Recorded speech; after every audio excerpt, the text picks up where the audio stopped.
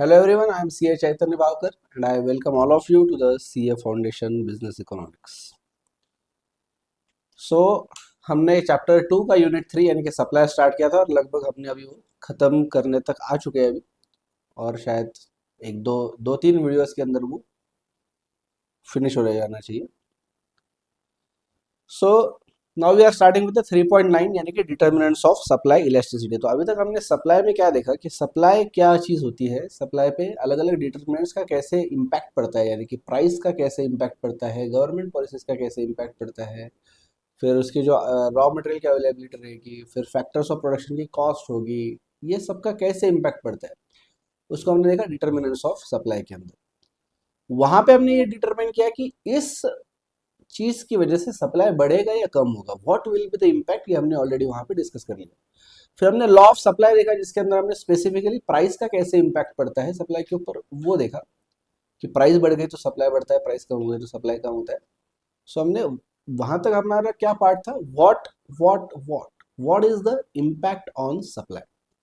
अभी जो चालू करने वाले हैं हम, या एक्चुअली इलास्टिसिटी जो हमने देख लिया ऑलरेडी, वहां पे हमने देखा कि how much is the impact. बराबर, इनिशियली हमने देखा what is the impact, elasticity के अंदर हमने देखा how much is the impact, कितना है.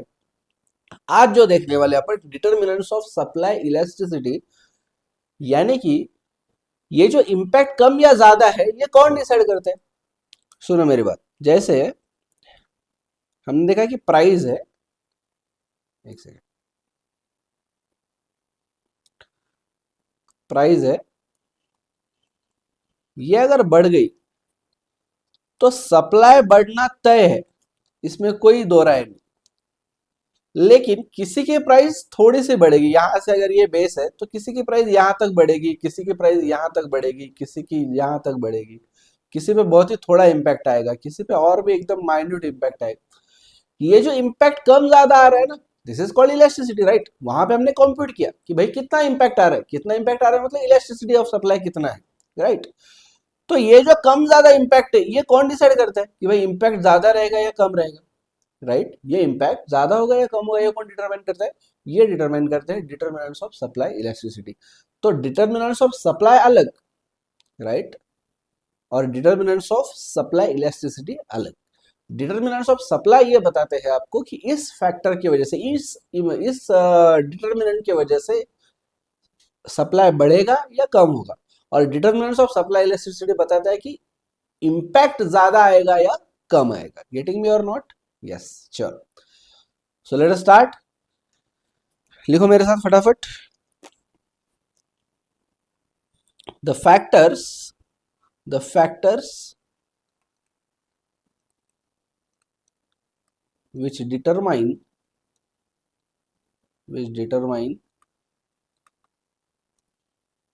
क्या डिटरमाइन करते हैं, how much is the impact. क्या, how much is the impact, how much, एक सेकेंड इसको मैं, चलो, how much is the impact, correct. तो ये जो फैक्टर्स जो ये डिसाइड कर रहे हैं,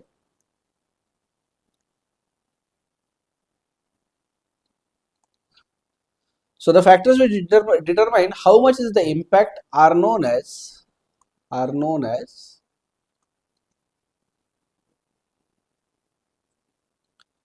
determinants of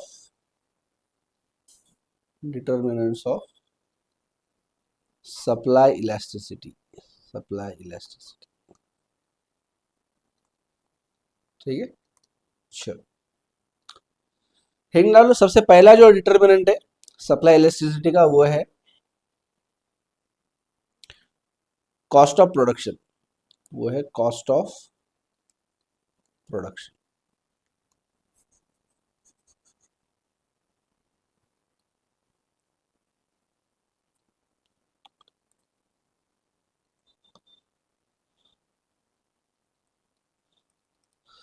सिंपल लैंग्वेज में लिख लो यहाँ पे, अगर कॉस्ट ऑफ प्रोडक्शन हाई है, कॉस्ट ऑफ प्रोडक्शन हाई तो लेस इम्पैक्ट,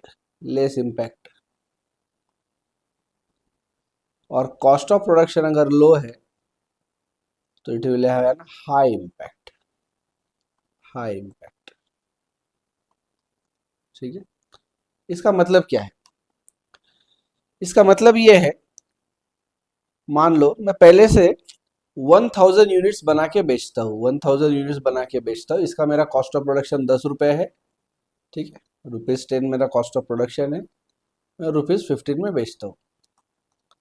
इसके अंदर जो मेरा रॉ मटेरियल का सोर्सिंग है, मेरी मशीनरी, मेरा लेबर, ये सब कुछ मैं यूज कर रहा हूँ, 1000 यूनिट्स में बेच रहा हूँ। कोई कंपनी आती है और वो मुझे ऑर्डर देती है कि भैया मेरे को ना आपसे और 2000 यूनिट्स की मुझे ऑर्डर देनी है, आपको 2000 यूनिट्स की हर महीने। पहले मैं हर महीने 1000 यूनिट बेचता रहा हूँ, अभी मुझे ऑर्डर आ रही है कि हर महीने आपको 2000 यूनिट बेचने। अभी क्या करना पड़ेगा मुझे, ये 2000 यूनिट बनाने की कैपेसिटी तो मेरे पास है ही नहीं, राइट? मेरा लेबर, मेरा रॉ मटेरियल, मेरा मशीनरी इसके अंदर एंगेज हो गया पूरा। तो एक तो मुझे सेकेंड शिफ्ट चलानी पड़ेगी, या फिर मुझे इसको आउटसोर्स करना पड़ेगा, आउटसोर्स, या फिर मुझे इसको एक्सपांशन मोड में जाना पड़ेगा, मुझे फैक्ट्री बड़ी बनानी पड़ेगी और मशीनरीज परचेस करने पड़ेंगे और लेबर को लगाना पड़ेगा। ये सब चक्कर के अंदर मेरे कॉस्ट ऑफ प्रोडक्शन बढ़ जा रहा है। मेरा कॉस्ट ऑफ प्रोडक्शन ₹10 था पहले, वो हो जा रहा है अभी ₹12। तो क्या होगा इसमें प्रॉब्लम? इसमें दिक्कत ये आएगी कि मेरा पर यूनिट प्रॉफिट बहुत कम आ रहा है, राइट? पहले मेरा ₹5 पर यूनिट प्रॉफिट हो रहा था, अभी मेरा प्रॉफिट होगा ₹3 पर यूनिट। अबे दो कौन बोल रहा है, 10 से 12 नहीं, ₹10 का कॉस्ट था वो 12 हो गया। सेलिंग प्राइस तो सेम है, 15, 15 माइनस 12, ₹3 पर यूनिट प्रॉफिट हो रहा है। ऐसे टाइम पे हो सकता है मैं ये सोचूं कि अबे मैं इतना झंझट करना है, नई फैक्ट्री बनानी, नई मशीन, नया लेबर, ये सब करके मेरा प्रॉफिट मार्जिन कम हो रहा है, उल्टा काय को जाऊं मैं इतना झंझट में, राइट ना? क्योंकि अगर कल जाके कुछ प्रॉब्लम हो गया, ये कंपनी नहीं आई मेरे पास, नई ऑर्डर आई मुझे, इन्होंने कम कर दिया ऑर्डर, तब तो मेरा वेस्ट चला जाएगा ना सब। और ऐसे में मेरा प्रॉफिट मार्जिन कम हो रहा है, मतलब ऑलरेडी मैं रिस्क ले रहा हूँ एक्सपेंशन का, बैंक से लोन लेना है, फिर फैक्ट्री बनानी है, मशीनरी लानी है, लेबर को हायर करना है, ये सब मैं रिस्क तो ले ही रहा हूँ, और वो रिस्क लेके उल्टा मेरा प्रॉफिट और कम हो रहा है, प्रॉफिट मार्जिन। तो मैं ये सब नहीं करूंगा, ऐसा हो सकता है, मैं ये सोच सकता हूँ। सो मेरा ये डिसीजन टू सप्लाई किस पे डिपेंड करता है? ये डिपेंड करता है मेरे कॉस्ट ऑफ प्रोडक्शन पे। तब क्या होगा, सुनो अभी, अभी सुनो, अब क्या होगा देखो। उन्होंने बोला कि हम तुमको प्राइस बढ़ा के देंगे ना, टेंशन नहीं, आपका कॉस्ट बढ़ रहा है ना, प्राइस बढ़ा के देंगे, ₹15 का हम आपको देंगे ₹15.5। जनरली प्राइस बढ़ने से क्या होता है मुझे बोलो, सप्लाई बढ़ता है या कम होता है? प्राइस बढ़ने से सप्लाई बढ़ता है या कम होता है, राइट? प्राइस बढ़ने से सप्लाई बढ़ता है। अभी आपको ये डिसाइड करना है कि ₹15 का प्राइस 15.5 हो गया है, इसके लिए ₹1000 का जो सप्लाई है वो कितना बढ़ेगा? वो 1200 होगा, या 1800 होगा, 2000 होगा, 2500 होगा, या 3000 होगा, कितना होगा? तो इसके लिए मुझे सोचना पड़ेगा कि मेरा कॉस्ट कितना बढ़ रहा है। अगर मेरा कॉस्ट बहुत ज्यादा बढ़ रहा है, मेरा 50 पैसे मेरी प्राइस बढ़ रही है, लेकिन मेरी कॉस्ट 10 से ₹12 हो रही है, तो शायद मेरा इतना इम्पैक्ट नहीं आएगा सप्लाई पे। फिर मैं क्या करूंगा, एक काम करते हैं कि मेरा जो एग्जिस्टिंग प्रोडक्शन है वो 1000 यूनिट का है, इसी को अगर मैं थोड़ा सा और इफिशियंसी बढ़ा लूँ और एक हाथ दो लेबर लगा लूँ, कुछ थोड़े बहुत ऑपरेशनल चेंजेस करूँ, तो मैं 1000 की जगह में 1200 यूनिट बना सकता हूँ। कितने बना सकता हूँ? 1200। तो मैं कंपनी बोलूंगा देखो मैं 1200 यूनिट प्रोवाइड करूंगा, तो आपको 200 यूनिट दे दूंगा। 1000 यूनिट तो मेरे ऑलरेडी बिक रहे हैं, मैं आपको 200 यूनिट दूंगा। वो बोले भैया हम आपको 2000 की ऑर्डर दे रहे हैं, आप 200 यूनिट क्यों दे रहे हैं हमको? आप सप्लाई क्यों नहीं बढ़ा रहे यार? नॉर्मल तो इकोनॉमिक्स में पढ़ा था मैंने, मेरा कस्टमर भी सीए फाउंडेशन पढ़ा था इकोनॉमिक्स में, वो बोल रहा है देखो भैया प्राइस बढ़ गई तो सप्लाई बढ़ता है, राइट? लेकिन आप तो ज्यादा नहीं बढ़ा रहे हो, आप तो बहुत ही कम बढ़ा रहे हो यार। 50 पैसे हमने प्राइस बढ़ा के दिया, आप सिर्फ 200 यूनिट सप्लाई बढ़ा रहे हो, ज्यादा नहीं बढ़ा रहे हो। ये क्यों होगा ऐसा? क्योंकि मेरा कॉस्ट ऑफ प्रोडक्शन भी बढ़ रहा है। अगर मेरा यहाँ पे कॉस्ट ऑफ प्रोडक्शन नहीं बढ़ता, मान लो मेरा कैपेसिटी ऑलरेडी रहता 3000 का, और मेरा कॉस्ट उतना ही रहता, ₹10 का ₹10 ही रहता, तब मैं तो एक्स्ट्रा 2000 यूनिट प्रोवाइड करने को रेडी रहता। करेक्ट? ये कैपेसिटी वाला पॉइंट आगे भी आएगा अपने को, पॉइंट नंबर 4 जो है, डिटर्मिनेंट नंबर 4, उस पर कैपेसिटी का भी आएगा। लेकिन अभी आपको ये सोचना है कि कॉस्ट ऑफ प्रोडक्शन बढ़ रहा है, और कॉस्ट ऑफ प्रोडक्शन बढ़ा तो प्रॉफिट मार्जिन कम हो जाता है, और प्रॉफिट कम हो गया तो सप्लाई ज्यादा नहीं बढ़ता है, राइट? तो इसके लिए अगर कॉस्ट ऑफ प्रोडक्शन हाई है तो impact on supply will be less, come impact आएगा, कम इंक्रीज होगा, सिर्फ 200 यूनिट ही बढ़ा रहे हो आप। और अगर लो है कॉस्ट ऑफ प्रोडक्शन, या ज्यादा इम्पैक्ट नहीं आ रहा है, कॉस्ट ऑफ प्रोडक्शन उतना ही है, तो फिर हाई इम्पैक्ट आएगा, ज्यादा सप्लाई बढ़ जाएगा। ठीक है, चलो नेक्स्ट लिखो second. Second, time period to adjust supply. Time period, ये बहुत इंपॉर्टेंट है, ये बहुत मजेदार भी है। Time period to adjust supply, ठीक है। चलो देखो, मेरा खुद का सीए का प्रैक्टिस है। हम लोग आईटीआर भरते हैं। आईटीआर यानी कि इनकम टैक्स रिटर्न। एवरेज हम हर साल करीब करीब 500 to 600 आईटीआर भर देते हैं, ठीक है। अभी क्या है इसके अंदर, कोई मेरा एक मतलब मेरा ये चालू है काम ऑलरेडी, ठीक है।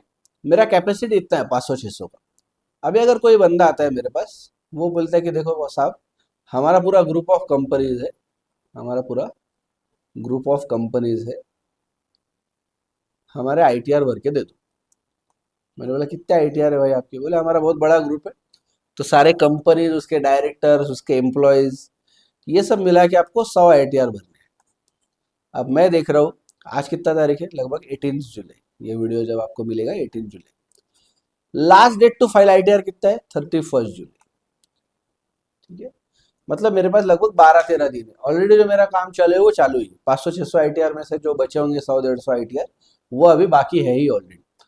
अभी मुझे सडनली कितने आईटीआर भरने और 100 आईटीआर फाइल करने, तो मैं क्या बोलूंगा, बॉस इतने नहीं हो सकते मेरे पास से, राइट। बोलेगा अरे नए बंदे हायर कर लो। मैं बोलूंगा कि इतने कम समय में कैसे कर लूंगा? अगर यही चीज आप मुझे पहले बोलते, आप मुझे अगर अप्रैल मई में बोलते, तो मैं पहले से अरेंजमेंट करके रखता। एक दो लैपटॉप्स ले लेता मेरे पास, और एक दो अच्छे एम्प्लॉय हायर करता जिनको ये काम जल्दी आता है, एक्सपीरियंस है, तो मैं आपका काम कर सकता था। अभी मैं सडनली सप्लाई बढ़ा सकता क्या मेरा? नहीं बढ़ा सकता, क्योंकि मेरे पास टाइम पीरियड ही नहीं एडजस्ट करने को। गेटिंग मी और नॉट? करेक्ट, समझ आ रही है आपको? मुझे सप्लाई एडजस्ट करने को, मेरा प्रोडक्शन बढ़ाने को, मेरे ऑपरेशन बढ़ाने को मेरे पास टाइम ही नहीं है। मेरे पास सिर्फ 12-13 दिन। यही बात अगर ये क्या करते, मुझे अगर अप्रैल मई में आके बोलते, अप्रैल में आके बोलते कि इस बार आपको हमारे 100 आईटीआर भरने, तो मुझे जून जुलाई में आईटीआर भरना है, करेक्ट। तो वह अप्रैल मई 2 महीने मेरे पास पूरे खाली, मतलब ये रहते ये सब काम करने को। तो मैं इसके लिए फर्नीचर बनवाता, मैं लैपटॉप्स वगैरह लेता, मैं नए बंदे हायर करता, और मैं मेरा ऑपरेशन कैपेसिटी बढ़ा लेता। तो मैं क्या करता था यहाँ पे, मुझे क्योंकि मुझे ज्यादा टाइम मिल गया, मैं मेरा सप्लाई बढ़ाता था। और इस केस में क्योंकि मुझे ज्यादा टाइम नहीं मिला सप्लाई एडजस्ट करने को, करेक्ट, मेरे पास बहुत ही कम समय है, इसके लिए मैं मेरा सप्लाई बढ़ा नहीं सकता। राइट, गेटिंग मी और नॉट? Yes, sure. तो यहाँ पे लिखना है आपको,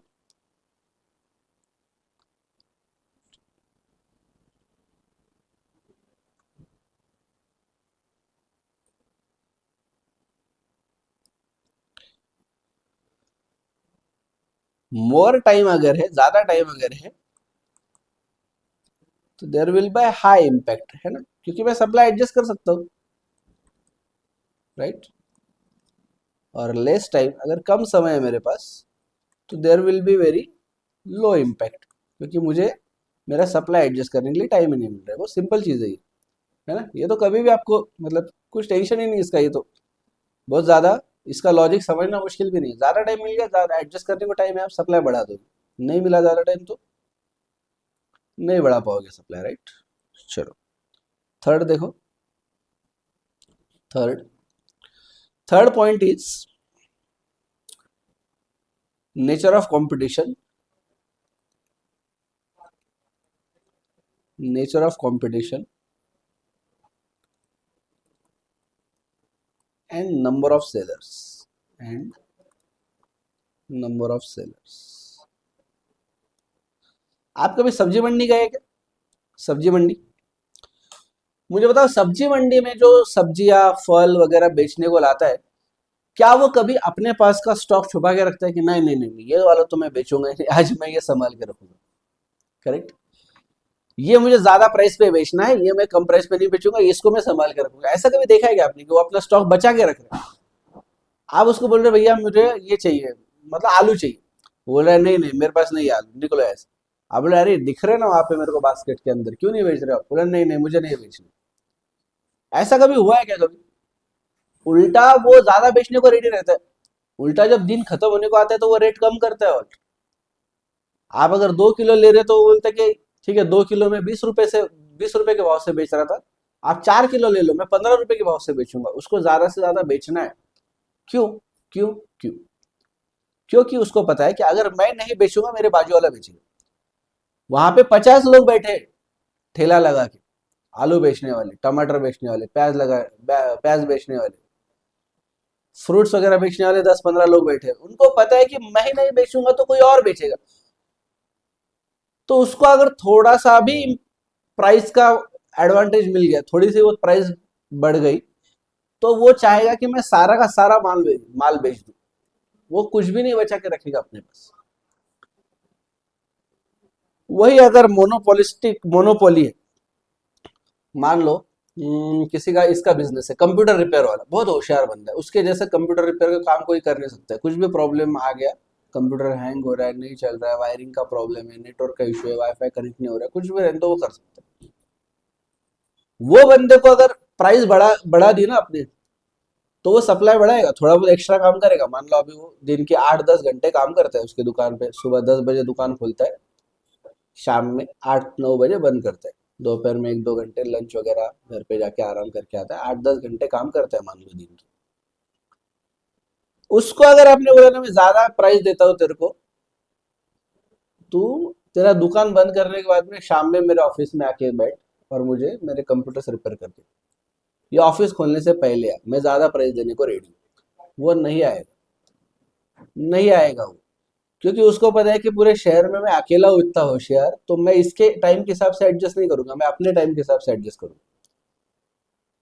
उसको जरूरत नहीं है आपकी, उसको पता है कि आपको उसकी जरूरत है, तो उसका सप्लाई वो सडनली नहीं बढ़ाएगा, उसका सप्लाई वो सडनली नहीं बढ़ाएगा, वो कम ही रखेगा सप्लाई, ताकि उसको ज्यादा प्राइस मिलती रहे।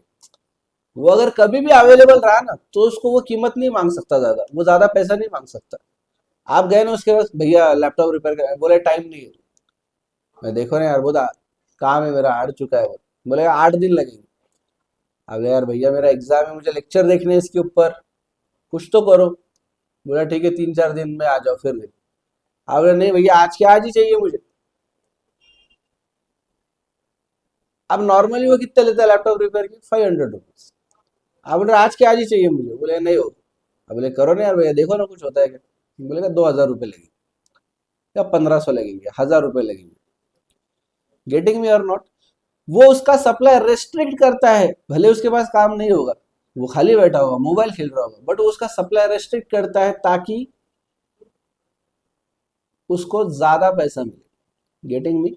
तो इसके लिए मोनोपोली के अंदर इम्पैक्ट कम आता है। प्राइस बढ़ भी गई, मान लो, मान लो यही लैपटॉप रिपेयर वाला है, नॉर्मली ये लैपटॉप रिपेयर करने के 500 रुपए लेता है। अभी आपने अगर 700 रुपए ऑफर कर दिए, तो आपका तो एक्सपेक्टेशन नहीं कि वो पहले आपका ही काम करना चाहिए उसने, क्योंकि प्राइस बढ़ा है, अपने सप्लाई बढ़ना चाहिए, बाकी के काम छोड़ के आपका करके देना चाहिए उसने, या ऑफिस पे ज्यादा देर रुक के आपका करना चाहिए, जल्दी आके आपका करना चाहिए। आपकी तो यही इच्छा है ना, क्योंकि आपने प्राइस बढ़ा दी, प्राइस बढ़ गई तो सप्लाई बढ़ना चाहिए। लेकिन वो नहीं बढ़ा रहा क्योंकि उसको पता है कि मैं यूनिक हूं, अकेला हूं मैं। करेक्ट? इसके लिए मेरी मोनोपोली है। लेकिन देखो, अगर उसके बाजू में ऐसी 10 दुकानें हैं, ऐसे लग के एक के बाजू में, एक के बाजू में, एक के बाजू में, ऐसे सारी कंप्यूटर रिपेयर की दुकानें, आपने बोला भैया ये लैपटॉप इसको रिपेयर करना है, वो बोलेगा यार अभी थोड़ा टाइम कम है मेरे पास, एक 2-3 दिन में दिया तो चलेगा क्या? एक तो पहले से लैंग्वेज उसकी अच्छी हो जाएगी। आप बोलो नहीं नहीं मुझे आज ही चाहिए, मैं आपको लगे तो एक्स्ट्रा देने को रेडी हूँ, आप नॉर्मली 500 लेते हो ना, मैं 700 देता हूँ आपको, आज करके दे दो। वो बोलेगा हाँ मैं करके देता हूँ। वो इसलिए बोलेगा क्योंकि उसको पता है कि मैं नहीं करके दूंगा ना, तो मेरे बाजू वाला करके देगा।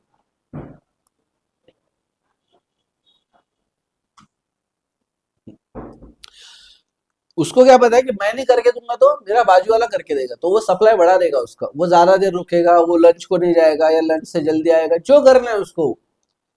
बट वो बोलेगा ठीक है मैं करके देता हूँ, क्योंकि उसको डर है कि मैं नहीं करूंगा तो मेरे बाजू वाला कर लेगा। लेकिन अगर वो शहर में अकेला है, उसको पता है कि ये काम मेरे अलावा कोई नहीं कर सकता, मेरी मोनोपोली इस काम के अंदर, मुझे कोई कंपटीशन नहीं है, no one in the market does the work which I am doing. बोलेगा नहीं होता जा। आप बोलेगे 700, 800, 1,000, 2,000, फिर जाके वो कहीं तो मानेगा, उसके पाँव पड़ने पड़े।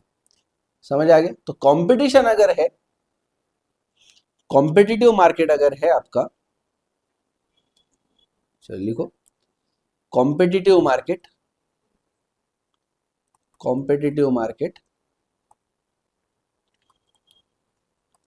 या मोर number of sellers, more number of sellers अगर है तो it will have an high impact, बहुत ज्यादा बढ़ जाएगा सप्लाई, हाई इम्पैक्ट।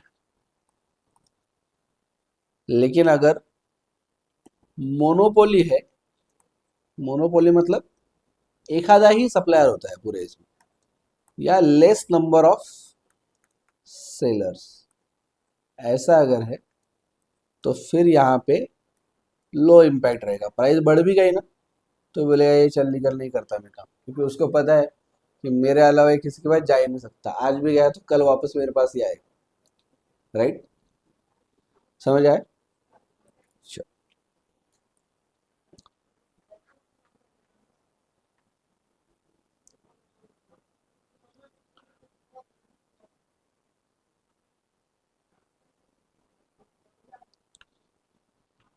अभी जो कैपेसिटी की जो बात कर रहे हैं हमने, पॉइंट नंबर 1 भी समझते टाइम पे हमने बात की, पॉइंट नंबर 2 टाइम एडजस्टमेंट वहां पे भी बात की हमने, कैपेसिटी वो वाला पॉइंट अभी आएगा।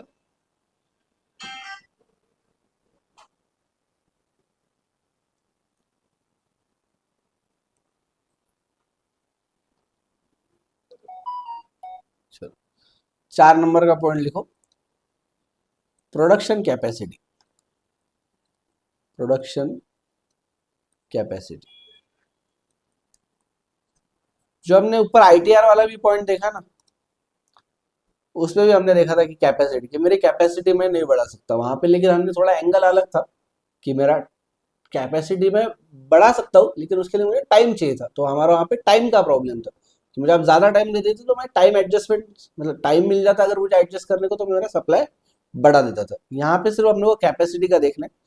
मान लो दो फर्म है, firm A and B, firm A and firm B, दोनों की जो कैपेसिटी है वो 1000 यूनिट की है, ठीक है, इसकी भी 1000 यूनिट की।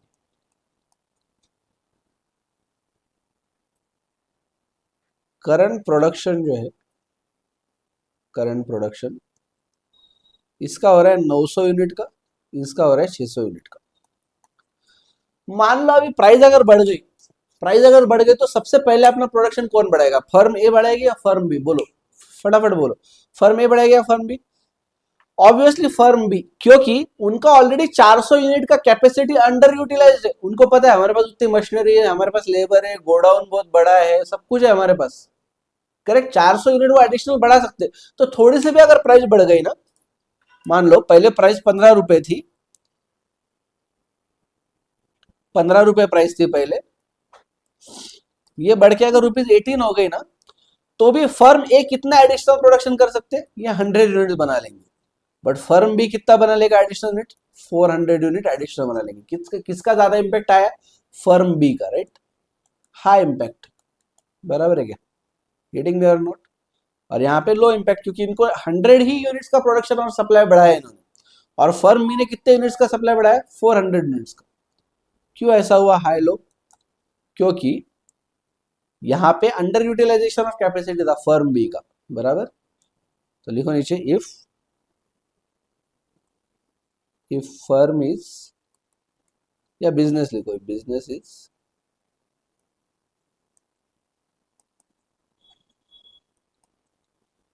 वर्किंग एट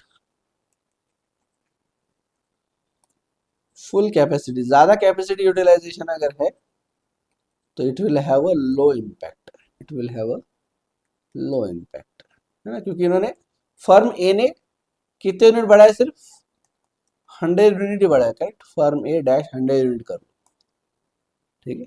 आगे लिखो, if business is under utilizing its capacity, under utilizing capacity, ऐसे टाइम पे हाई इम्पैक्ट आएगा, ऐसे टाइम पे क्या आएगा, हाई इम्पैक्ट आएगा, क्योंकि फर्म बी कितना नया प्रोडक्शन कर रही है, 400 यूनिट,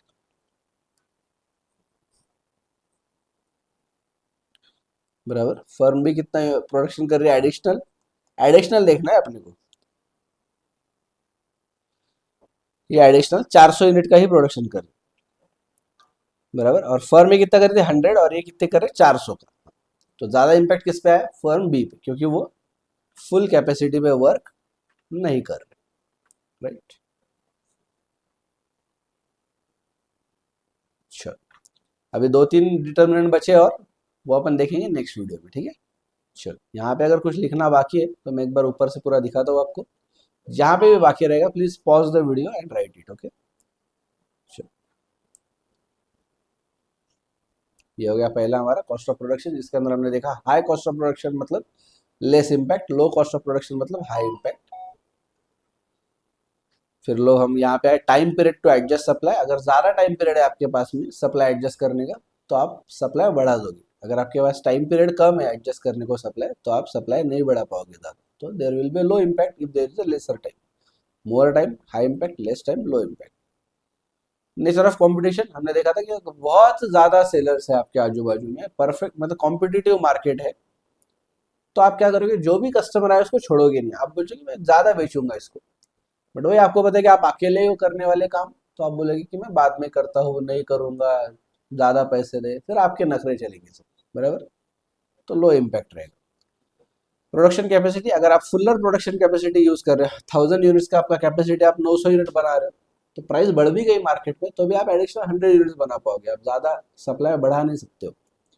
लेकिन वही फर्म भी क्या है, वहां पे वो 600 यूनिट बना रहे थे, तो उन्होंने 400 एडिशनल यूनिट बनाए, तो इसका मतलब क्या है, if business is working at full capacity there will be a low impact, right, and if business is underutilizing capacity there will be high impact, ठीक है। चलो, so done with this, कोई भी डाउट्स वगैरह होंगे तो please post it in the comment section and we will answer it. और अभी के लिए हम रुकते हैं, बाकी बचा हुआ जो 2-3 जो पॉइंट्स बचे हमारे वो सब हम देखेंगे नेक्स्ट वीडियो में, ओके। चलो फिर अभी के लिए बाय बाय।